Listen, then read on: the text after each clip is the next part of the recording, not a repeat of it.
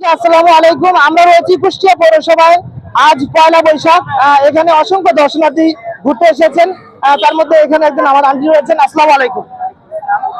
আজকে পয়লা বৈশাখ, কেমন লাগছে আপনার? খুব ভালো লাগছে। আমি এখানে থাকি না, কুষ্টিয়াতে আমার বাবার বাড়ি, আমি সিলেটে থাকি। তো আমার এখানে এসে খুবই ভালো লাগলো।